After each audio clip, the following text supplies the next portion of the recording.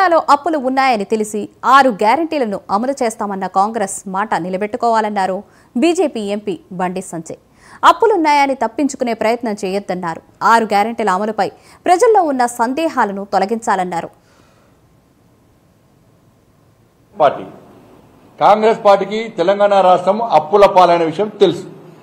ఎన్నికల ప్రచార సందర్భంగా కాంగ్రెస్ పార్టీ స్పష్టంగా చెప్పింది, తెలంగాణ రాష్ట్రం 6 లక్షల కోట్ల అప్పు ఉంది అని చెప్పి కాంగ్రెస్ పార్టీ బీఆర్ఎస్ పార్టీని విమర్శించింది. వాస్తవం ప్రచారం చేసింది. అయినప్పుడు కూడా అప్పు ఉందని తెలుసు. మీకు అప్పు ఉందని తెలిసి కూడా అప్పులు తీరుస్తామని చెప్పి ఒక ప్లాన్ మీకు ఉండొచ్చు. 6 గ్యారెంటీలు ఇచ్చారు. అసెంబ్లీ వేదిక కూడా ఎన్ని అప్పులు చేసిరో బీఆర్ఎస్ పార్టీ ప్రభుత్వం మీరు స్పష్టంగా తెలియజేశారు.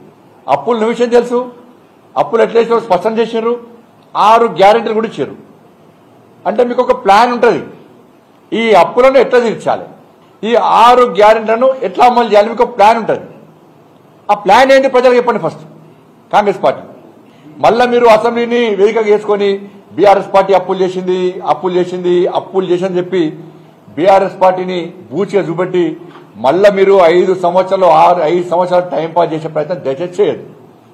అప్పుల విషయం మీకు స్పష్టంగా తెలుసు.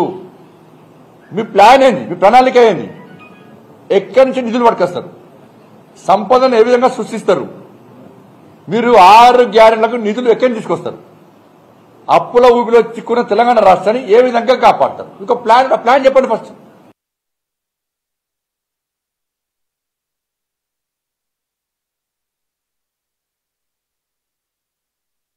ఇవాళ కాంగ్రెస్ పార్టీకి తెలంగాణ రాష్ట్రం అప్పుల పాలైన విషయం తెలుసు.